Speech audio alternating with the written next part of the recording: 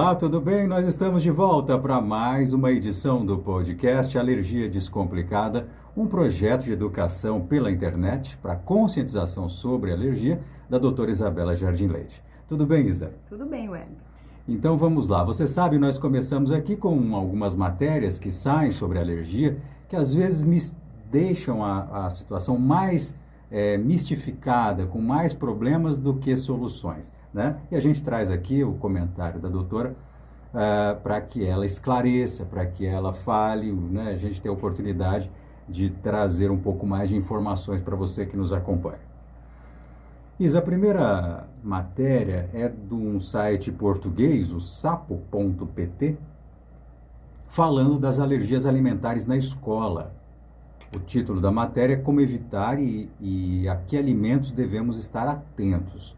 Então, é claro, falando das reações alérgicas acidentais, que muitas vezes os pais não conhecem, em creches e escolas, com alimentos que são comuns, né? Então, leite de vaca, trigo, peixe, ovo, soja, amendoim, frutas secas e tudo mais, e que podem acontecer ou por ingestão, ou por contato com a pele e até por inalação, por causa dos vapores de cozedura de alimentos e tal. Então a matéria fala que evitar esse contato, especialmente quando a mãe e o pai ainda não deram, né, não tomam a consciência disso, para a escola é muito complicado. Então, eles vão dando várias dicas para os pais se manterem em contato com a escola, avisar sobre os cuidados e tudo mais, né? Não sei se alimentos comuns assim são desconhecidos do pai ou da mãe, mas pode haver, por exemplo, a pessoa passar a ser alérgica em determinado momento. De repente, assim?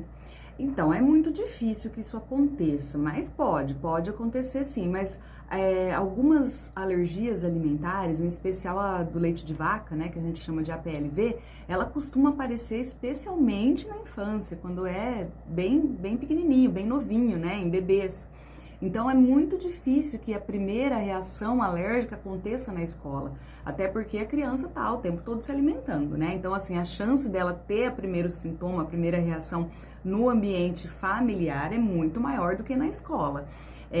Agora, essa matéria aí, né, ela não é brasileira, é uma matéria de Portugal, mas eu acho que tem muito a ver com a nossa realidade aqui no país. Por quê? Porque eu vejo muitas escolas despreparadas para receber a criança alérgica.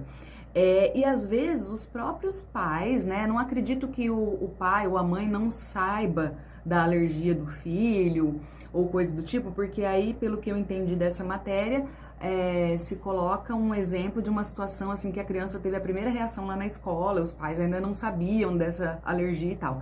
Eu acho muito difícil isso acontecer, mas o que eu acho e o que eu vejo acontecer com mais frequência na realidade, pelo menos na nossa aqui, é o contrário.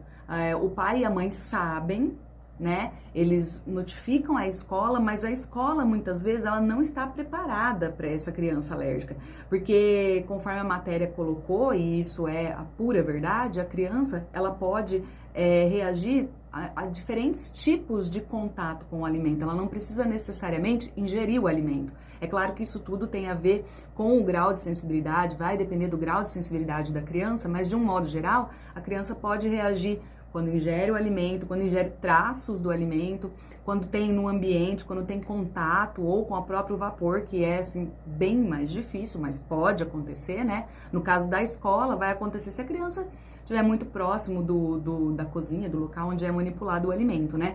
Mas o que eu acho que é difícil na escola é principalmente o controle de traços de alimento, né? Porque, inclusive, muitas escolas brasileiras ainda usam até por serem crianças pequenas, né, para evitar que quebre e tudo mais, ainda usam os utensílios de plástico, né? Os pratinhos plásticos, as canequinhas plásticas. E a gente recomenda que até em casa não se use utensílios plásticos quando esse utensílio não é de uso exclusivo da criança que tem alergia.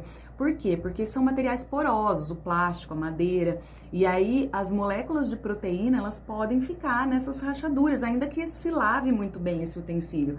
E dependendo do grau de sensibilidade, a criança vai reagir com o mínimo de traço, né? Especialmente se for uma criança que está no momento em que ela está sensibilizada, ela ainda não está num tratamento adiantado, ela ainda não está com sintomas de alergia estabilizados, né? E aí fica mais difícil ainda quando é uma criança em duas situações, ou quando é um bebê ainda que vai numa creche, aí ele próprio não tem como, enfim, como avisar de nada, né, porque ainda é muito pequeno, ou quando é uma criança que já é um pouquinho maiorzinha e ela mesma às vezes pode fazer trocas, né, pegar a canequinha do amigo e vice-versa. Então a gente sempre indica, né, dentro do programa Chega de Alergia, um dos módulos fala sobre como agir nas situações sociais, né, na hora de um passeio externo, na hora de ir para a escola. Então, uma das orientações que a gente dá, por exemplo, para tentar evitar ao máximo essa questão da contaminação por traços, né, que a gente chama de contaminação cruzada, é a mãe enviar de casa os utensílios que a criança vai usar. Então, já deixar na escola uma canequinha só para o filho, né, que é alérgico, pratinho só dele. Mas é um trabalho de muita orientação para o pessoal da escola, né? Porque a gente tem que entender que as pessoas, os funcionários da escola, por mais boa vontade que eles tenham para ajudar e para acolher essa criança, eles não vivem nesse mundo de alergia. Então, às vezes, nem passa pela cabeça desses funcionários que o traço pode ficar ali num utensílio, mesmo sendo muito bem lavado. Aliás, às vezes os próprios pais não sabem disso, né? Às vezes as próprias mães. Eu tenho várias mães aí participando do programa que a hora que a gente, né, fala, olha, vamos controlar os traços, como que nós vamos fazer esse controle, etc. A pessoa fala, nossa, eu não sabia, né? Eu não sabia que podia ficar resíduo mesmo quando eu lavo, por exemplo. Esse é só um dos exemplos, né, das várias dicas que a gente dá dentro do programa, mas é importante orientar de maneira correta a escola. E às vezes a própria mãe, o próprio pai não tem como passar essa informação, né? Então, como eu vejo isso? Como que deveria ser feito isso dentro das escolas brasileiras?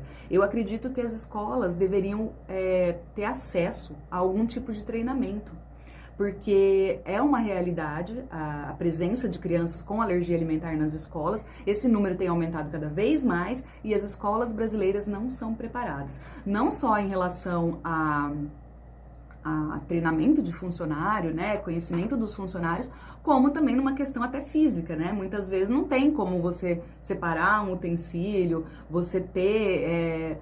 às vezes até o alimento, né? Às vezes falta o alimento que é comum para todos. Imagina um alimento diferente ou uma coisa diferente para aquela criança. Então, às vezes a mãe tem que mandar de casa também. Então, assim, é complicado. E ao mesmo tempo, se a gente não fizer todo esse trabalho de integração da criança alérgica, ela vai acabar ficando excluída, o que também não é recomendado, né? O recomendado é que a criança participe de tudo, mas que todos os cuidados sejam levados em conta. Então, infelizmente, ainda é uma realidade muito presente essa do despreparo da escola para receber a criança com alergia alimentar. A matéria aqui, ela segue falando, né, baseado nos dados que foram feitos nos hospitais da cidade de Sintra, em Portugal, que é justamente por causa do aumento do número de alérgicos, que deve existir um trabalho de conscientização para a importância Exato. E potencial gravidade da alergia alimentar para que todos os cuidados sejam tomados e a inclusão social das crianças alérgicas ocorra sem percalços. É exatamente isso que você está falando, né? Essa questão da inclusão que a gente até debateu no último episódio. Sim. Sobre problemas psicológicos que as pessoas Sim. às vezes têm, né? Uma outra matéria que eu queria que você comentasse é sobre uma empresa. É uma matéria que saiu no site Solotudo, e o título já é curioso. Alergia ao camarão? Uma pergunta. Empresa da região conquista cliente com produção sem conservantes. E aí começa assim: seja uma porção frita na beira da praia, seja uma sofisticada paeja, um camarão vai bem para quem gosta e pode. Falamos em poder, pois muitos não reagem bem ao comer o delicioso crustáceo. A alergia aparece rapidamente e causa trauma. Porém, será mesmo que essas pessoas não poderão nunca comer camarão? Neste cenário, a empresa, né, falando os benefícios que eles têm com o alimento, e eles elencam aqui 2 fatores que causam alergia das pessoas a camarão. Alérgicos à proteína, que não podem consumir nem ter contato, e muitas pessoas são alérgicas ao metabisulfito de sódio, conservante largamente usado para impedir a melanose, que é o escurecimento do camarão.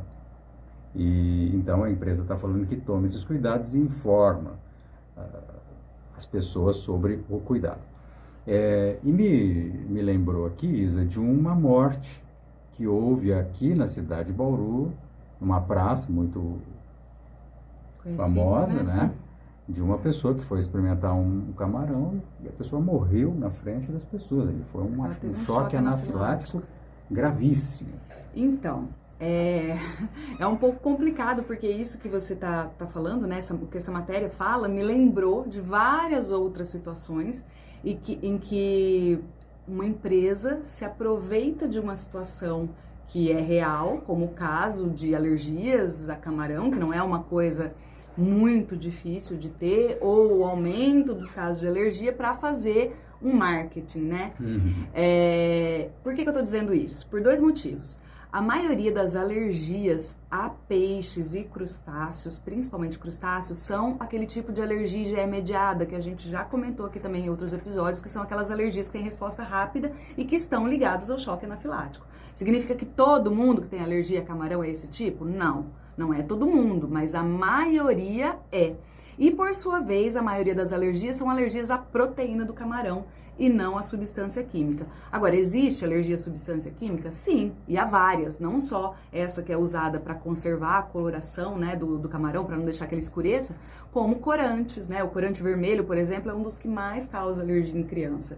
E outros tantos tipos de conservante que, infelizmente, são largamente utilizados na indústria, né, nos alimentos industrializados. Mas a maioria das alergias, elas são alergias à proteína do alimento, né? E no caso do camarão, a mesma coisa. Então, a empresa, ela vai conseguir alcançar uma porcentagem das pessoas que têm alergia? Sim, mas é uma pequena porcentagem. A maioria tem alergia à proteína. Porque, eu não sei se eu já expliquei isso, não sei se foi no último episódio, mas só pra gente lembrar, caso eu já tenha falado aqui nos podcasts, como que acontece, né, a alergia alimentar. A alergia, ela nada mais é do que um super... como que eu poderia dizer, um excesso de trabalho, do nosso sistema imunológico, na intenção de defender o corpo. Então, a gente sabe que a função principal, né, o objetivo do sistema imunológico é defender o nosso corpo de qualquer tipo de invasor que possa causar algum dano, alguma coisa ruim. Então, o nosso sistema imunológico defende a gente, por exemplo, de bactérias ruins, de vírus, de fungos e etc. E quando o sistema imunológico manda lá os glóbulos de defesa, né, os nossos soldadinhos para atacar esse intruso, o que ele identifica do intruso é a proteína.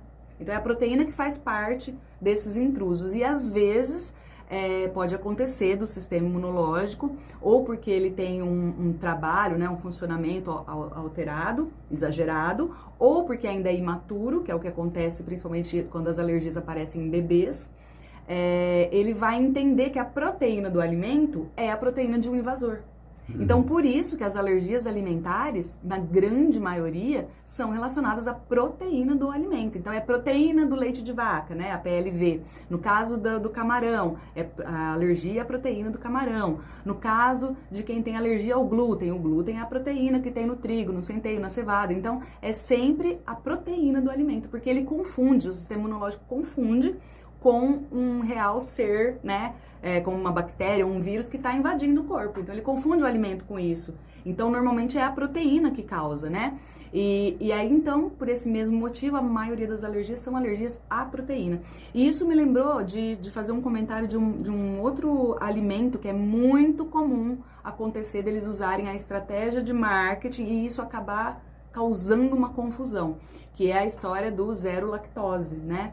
É muito comum a gente ver alimentos que estão escritos zero lactose, porque não querer usar a lactose, o entendimento de que a maioria de nós adultos desenvolvemos conforme a gente vai envelhecendo, né? Durante o processo natural de envelhecimento, a gente vai desenvolvendo uma intolerância à lactose, que pode ser uma intolerância importante ou menos sensível, mas a gente vai desenvolvendo. E aí, como hoje se sabe, né? Hoje virou meio que moda as pessoas quererem usar uma coisa zero lactose, sem lactose, e tudo bem. De fato, a maioria das pessoas melhoram a digestão e tudo mais, utilizando um produto sem lactose, só que a lactose é o açúcar do leite, não é a proteína do leite. E aí eu vejo muitas mamães confundindo e achando que o produto que é zero lactose pode ser oferecido para a criança que é a PLV, por exemplo. E não pode, porque o produto zero lactose, ele ele é, para quem tem intolerância ao açúcar do leite, que é a lactose, que não tem nada a ver com a proteína. A proteína do leite, que é o que causa alergia na criança PLV, ela está intacta no produto que é zero lactose. Só que, às vezes, algumas empresas que fazem o produto sem leite, que fazem o produto para o público que é alérgico, usam a chamada zero lactose no rótulo principal para chamar a atenção, porque zero lactose é uma coisa muito mais popular do que colocar ali que é zero leite. E, inclusive, isso seria absolutamente... como que eu poderia dizer? Não precisava ter esse zero lactose, entendeu? Porque se o produto é sem leite, é óbvio que ele é zero lactose. Ele não tem lactose, já não tem leite. Mas então, o problema é quando está escrito zero lactose, mas há leite. Exato, porque o fato de existirem empresas que mesmo sendo sem leite, fazem questão de colocar o zero lactose na frente, né, no rótulo principal para chamar a atenção, induz a essa confusão. Porque uma pessoa leiga ou uma pessoa que não foi orientada em relação a isso, ela compra o produto que está escrito zero lactose. A hora que ela vira, lê o rótulo, vê que também é sem leite, ela pode imaginar que tudo que é zero lactose é sem leite. Sendo que, na verdade, o zero lactose, via de regra, é sem lactose. Ponto final. Inclusive, a gente encontra o próprio leite de vaca, né, em caixinhas, no supermercado, tem várias marcas que são zero lactose. De fato, não tem a lactose ou usa a enzima lactase, mas ele tem a proteína intacta, porque é leite de vaca, né? Então, existe aí um problema que é essa complicação, né, que essas empresas aí fazem. Então, eu acredito que essa empresa, talvez a intenção pode ter sido boa, né? Mas o fato é que a maioria das pessoas que tem alergia a camarão tem alergia à proteína do camarão e a maioria é IgE mediada. A maioria tem riscos de choque anafilático, como nesse caso aí que você citou, que aconteceu aqui em Bauru. A gente falando de camarão, num dos episódios atrás, a gente estava falando que frutos do mar, peixes, são muito comuns mais em adultos do que em crianças. Eu queria que você falasse um pouco dessas alergias que vão aumentando conforme você exagera no uso. Tá. Então, podem aumentar tanto as alergias quanto as intolerâncias, né? Embora sejam coisas diferentes, a alergia está relacionada com o sistema imunológico e a intolerância ao sistema digestivo. É mais comum em pessoas adultas que elas desenvolvam a intolerância e não a alergia. Não significa que a alergia não pode aparecer num adulto, pode sim, mas é muito mais difícil, porque como a alergia está relacionada com o sistema imunológico e um dos fatores que pode levar à alergia é a imaturidade do sistema imunológico, então é muito mais comum acontecer isso em criança, né? Criança que foi exposta a um alimento, a um determinado alimento precocemente, né? Ou uma criança que nasceu prematura e aí demora um pouquinho mais para o sistema imunológico dela amadurecer. Ou pode ser também, existe um fator genético também, enfim. E claro que a alergia pode aparecer no adulto depois de um tempo, claro que pode, mas o mais comum é aparecer a intolerância no adulto. Justamente porque a pessoa ao longo da vida ela vai exagerando em certos alimentos, né? Ela vai criando hábitos errados muitas vezes, ainda mais com o estilo de vida que a gente tem hoje em dia, né? E também faz parte do nosso processo natural de envelhecimento a gente diminuir a produção de algumas enzimas, né? Então, a intolerância, ela está relacionada à produção diminuída de determinadas enzimas, né? Lembrando que a lactase, que é aquela enzima que faz a digestão do açúcar do leite, a lactose é uma das primeiras que a gente diminui a produção, porque teoricamente a gente não devia mais tomar leite, né? Nem leite da nossa espécie, nem de nenhuma, depois que a gente fica adulto. Mas outras enzimas também pode acontecer, outras tantas enzimas digestivas. Então, a gente pode ter uma quantidade de produção diminuída, como pode acontecer dessa produção se manter, mas aí a pessoa come tanto, né, um exagero daquele determinado alimento, que mesmo produzindo a quantidade necessária, o organismo não dá conta de digerir. E aí causa intolerância com todas as reações que ela traz junto, que vão variar de pessoa para pessoa, e algumas são facilmente confundidas com sintomas de alergia. A gente também já comentou isso aqui, que são sintomas muito próximos, muito parecidos. Principalmente quando são sintomas gastrointestinais, que são mais fáceis da gente relacionar com alergia alimentar ou intolerância alimentar, né? E já na criança pequena, aí sim é muito mais comum alergia alimentar. E principalmente, né, a principal alergia que eu vejo em crianças no nosso país, especialmente bebês e crianças assim na primeira infância, é a PLV, é a alergia à proteína do leite de vaca. E aí, às vezes, ela vem acompanhada da alergia à soja, da alergia ao ovo, que pode acontecer tanto por reatividade cruzada, que é quando o corpo acha que aquela proteína daquele outro alimento é a mesma daquele primeiro alimento, ou porque, de fato, desenvolveu mesmo a alergia, por todos esses motivos que a gente já falou, né? Só que o que acontece é que a criança, ela tem mais chances de desenvolver tolerância, né, com o passar do tempo, principalmente a PLV. A criança vai desenvolver, porque tem muito a ver com essa imaturidade, né, com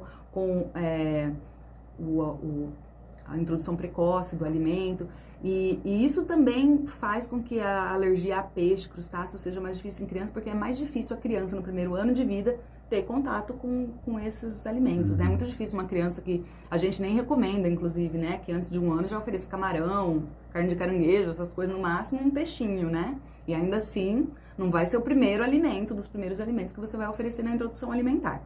Então, isso também dificulta aparecer esses casos em criança, mas existem crianças. A gente vê, por exemplo, mães que só porque o bebê está olhando, dá um chocolate, dá Coca-Cola para o menino com 2 meses de idade. Ai, tadinho, tá olhando, né? Tá olhando. Quer dizer, ele tá olhando por quê? Porque ele tem olho, é por isso.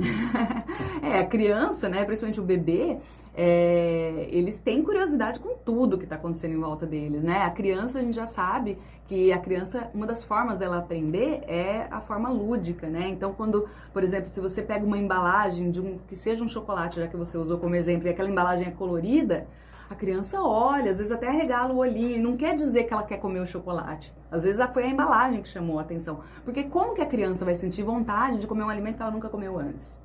Né? Tanto é que quem é mãe, amamentou o seu filho, deve se lembrar das primeiras vezes que tentou oferecer um outro alimento que não fosse o leite, a caretinha que a criança faz, porque a única coisa que ela está acostumada é o leite materno, né? Então, nossa, um bebê de 1 mês, 2 meses, não tá com vontade de tomar a sua Coca-Cola ou comer o seu chocolate, com certeza. Mas a mãe não é orientada, né? Ou quando ouve assim, que é para amamentar exclusivamente de leite até os 6 meses, a pessoa parece que entra por um ouvido e sai pelo outro, eu acho que não. Eu acho que pode ser falta de orientação em alguns casos, mas eu acho também que aí envolve muitos mitos, né? Muitas ideias ultrapassadas, às vezes a avó, a tia que começa a dar palpite, né? Começa a falar. É que nem a ideia de leite fraco, né? Da onde que tiraram essa ideia? Deve ser alguém que comparou com leite de vaca e achou que o leite materno era fraco. Então, aí criou-se essa ideia de leite fraco, que é absurda, não existe isso, né? Não existe leite materno que é fraco, né? O leite materno sempre vai ser o melhor alimento. Então, existe muito mito ainda envolvendo isso, sabe? Então, tem pessoas mais antigas que acham que a criança não pode passar vontade, que se a criança passar vontade vai ficar com lombriga, sei lá. O pessoal inventa aí umas coisas, né, que não fazem o menor sentido. E aí, as chances da sua criança desenvolver uma alergia podem, inclusive, ser maiores. Porque você oferece para ela um chocolate, essa criança vai ter contato com cafeína, com proteína do leite, porque o chocolate é o leite, tudo antes da hora. Conservantes, exatamente. Todas aquelas coisas que a gente sabe que tem no alimento industrializado. Refrigerante, então, imagina. É uma bomba de açúcar cheia de química, de tinta. E isso vale até para os alimentos que sejam mais naturais. Você não precisa oferecer para a criança, se ela recebe a amamentação, né? Se ela tem 1 mês, 2 meses, não precisa, não deve oferecer esses alimentos para ela, né? Pode ser, inclusive, um fator desencadeante de alergia. E a gente aproveitando esse assunto, queria que você falasse sobre, a gente falou de uma introdução precoce, mas e se a pessoa tem um problema instalado? É possível que a criança acabe desenvolvendo uma resistência conforme vai passando o tempo? Isso é uma questão que acontece com alérgicos ou com intolerantes, enfim. Isso é possível se acabar com os sintomas? Sim, você diz assim, a pessoa já está alérgica, já começou errado porque não teve orientação na época de introduzir. Sim, é possível. Inclusive, a gente mostra todo esse passo a passo dentro do programa Chega de Alergia, que é, na verdade, um dos principais, né? O principal objetivo para que a criança alcance a cura é estabilizar os sintomas, né? Porque quando você estabiliza os sintomas, ou seja, você para... tomando todos os cuidados que a gente ensina dentro do programa, todas as orientações, você você evita, né, que a criança tenha contato com tudo aquilo que está causando reação nela, e ela estabiliza os sintomas, quanto mais cedo você conseguir essa estabilização e quanto mais tempo ela ficar estabilizada, as chances dela desenvolver a tolerância com o tempo são muito maiores. Então, sim, a criança tem grandes chances, a maioria, inclusive, das crianças desenvolve e deixa de ser alérgico, né? Ela começa a tolerar pelo menos os traços ou pequenas quantidades, né? Agora, é claro que dependendo do grau de sensibilidade do tipo de alergia, pode ser que seja necessário ficar atento sempre, mas pelo menos a criança vai desenvolver um grau de tolerância, né? O grau de sensibilidade menor, e isso já vai facilitar muito no dia a dia, né? A criança já não tem mais que tomar tanto cuidado com tantos detalhes. E sim, é possível sim. É possível a criança... e aí, quanto mais cedo a mãe entender tudo que ela precisa fazer, de fato, para a criança estabilizar os sintomas, mais cedo ela desenvolve essa tolerância. Muito legal. E só para a gente encerrar esse assunto, queria que você falasse sobre esses casos de mães que são orientadas a não amamentar. Eu queria que você voltasse a falar isso, porque me parece uma coisa comum. As mães que são orientadas a não amamentar mais seus filhos, mesmo tendo leite. Sim, infelizmente é um assunto ainda recorrente. Talvez não tão comum hoje em dia, graças a Deus, mas sim, acontece. Eu, inclusive, por coincidência, hoje recebi uma mãe, né, entrou em contato comigo para me falar que uma nutricionista que atendeu ela, não sei quem é, não sei nem de qual cidade essa mãe ela me falou que a nutricionista indicou que ela, né, orientou que ela parasse de amamentar porque a criança era intolerante à lactose, ou seja, a criança nem alérgica a leite é. Então, é importante que vocês entendam que nenhuma criança é alérgica ao leite da mãe. Então, quando a gente fala que a criança é alérgica a leite, é o leite de vaca que a mãe está tomando e não o leite da mãe, né? O leite materno é o melhor alimento que pode oferecer para a criança, é o leite que foi feito para a criança. E, infelizmente, ainda existem muitos profissionais da saúde que são despreparados, que são desatualizados ou que não são especializados em alergia. E, às vezes, confundem achando que porque a criança é alérgica a leite, então vamos tirar todos os leites, inclusive da mãe, e vamos dar a fórmula, já que a fórmula é hipoalergênica, né? Então eu vejo muito isso, e alguns médicos também fazem isso, é claro que eu estou generalizando, né? Quero crer que a maioria não faça isso pensando que vai facilitar a vida dele, mas sim, existem médicos que acham mais fácil a mãe parar de amamentar e ele dar a fórmula, até para ele controlar a dieta da criança, porque a mãe manter a amamentação implica em a mãe seguir uma dieta, e aí às vezes o médico não quer ter que passar toda aquela orientação para a mãe, né? Ou às vezes a mãe, ela tá... ela tem que se colocar em situações em que ela depende do médico, do plantonista, ou do médico do posto, que cada vez que atende é um. Nenhum deles é especializado em alergia, não é o médico que está acompanhando o filho sempre, e aí cada um passa uma orientação. Eu já tive mães, né, no meu programa falando que o médico, o leite secou com 3 meses de idade, o médico falou que já podia dar leite de vaca. Eu já vi mãe que o médico falou para parar de amamentar e dar a fórmula. Eu já vi mães como essa, né, que eu contei aqui agora, e foi uma nutricionista, veja, é uma nutricionista absolutamente desinformada, que falou para ela não amamentar, nunca vi nutricionista falar para não amamentar, falou para ela não amamentar porque a criança tinha intolerância à lactose, não era nem a proteína do leite de vaca. Então, a gente infelizmente ainda se depara com situações assim, bem difíceis, bem absurdas até. Não estou dizendo que a fórmula infantil ela não é boa. Ela é a segunda opção melhor para a criança, né? Mas ela vai ser utilizada somente em alguns casos. Em casos, por exemplo, a mãe precisa fazer um tratamento médico de urgência, ela vai tomar um medicamento que não pode estar amamentando, ou o leite secou espontaneamente, ou a mãe teve algum problema para amamentar, ou até quando a mãe decidiu, por N motivos, cada mulher sabe, né, o seu motivo, não amamentar mais. Mas uma coisa é a mãe decidir isso e tá tudo bem se ela decidiu isso. Agora, outra coisa é o profissional da saúde falar para uma mãe que tem leite, que tá amamentando, parar de amamentar. E é estranho, né? Porque, por exemplo, eu já vi mães que no período em que está amamentando não usam química no cabelo, com medo daquela química. Exatamente. Quer dizer, ela come um negócio que não faz bem, ela parece que não faz essa conexão, né? Com o que ela usa no cabelo ela faz, mas com o que ela come não. Que a comida que está causando alergia na criança pode não ser uma coisa assim que a gente compara com uma química que passa no cabelo, como por exemplo o leite, né? Não que eu acho que o leite seja um ótimo alimento, mas ele pode ser um alimento com o mínimo de química possível, dependendo de onde a mãe compra esse leite ou como ela toma esse leite. A questão é que a criança é alérgica. Então, para esta criança, vai fazer tão mal quanto se fosse uma outra química, né?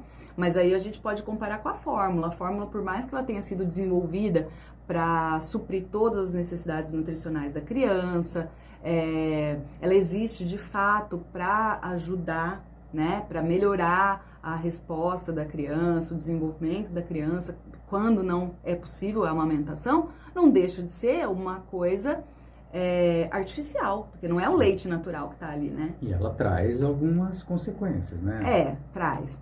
Pequenas nesse caso, né? Especialmente quando são fórmulas hipoalergênicas. As fórmulas que a gente usa para bebê alérgico são as extensamente hidrolisadas, que já tem a proteína quebrada, né? Lembra que eu falei que a alergia sempre é relacionada à proteína do alimento, então ela já tem a proteína como se fosse pré-digerida, então a chance da criança ter alguma reação é muito menor.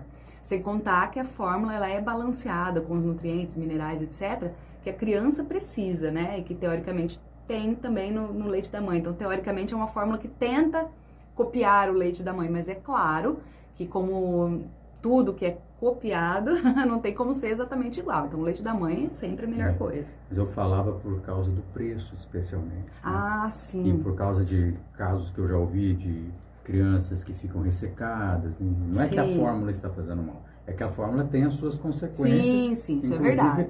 Inclusive econômica. As fórmulas, quanto mais hipoalergênica ela é, mais cara é. Existe uma porcentagem bem pequena de criança que não se adapta nem a extensamente hidrolisada. E aí a gente tem que usar a fórmula de aminoácido. Que o aminoácido ele já é pronto para ser absorvido, né? Porque o nosso corpo, durante o processo de digestão, ele faz exatamente isso com a proteína que a gente come. Passa por um processo que transforma essa proteína em um produto final, que são os aminoácidos, para daí eles poderem ser absorvidos pelo corpo e utilizados pelo corpo. Então, existe a fórmula. Essa fórmula a gente pode dizer que ela é absolutamente não alergênica. Porque ali ele já apresenta a proteína que é pronta para ser usada. Então, o corpo não vai ter trabalho nenhum. Ele chega lá, o bebê toma a fórmula de aminoácidos e já vai direto para o organismo. Só que essas fórmulas costumam ser bem salgadas, né? O preço é bem carinho. Legal, Isa. Obrigado. Eu que agradeço. Nós vamos ficando por aqui. Se você tiver alguma dúvida, você pode escrever para a doutora Isabela através do Instagram. É Isabela, @Isabela, Coach Nutriza. Ou pode deixar também como comentário aqui no próprio vídeo, né? Que a gente vê, eu vejo, e a gente pode responder num próximo vídeo. Muito bem. Muito obrigado para você que esteve conosco até agora e até a próxima semana.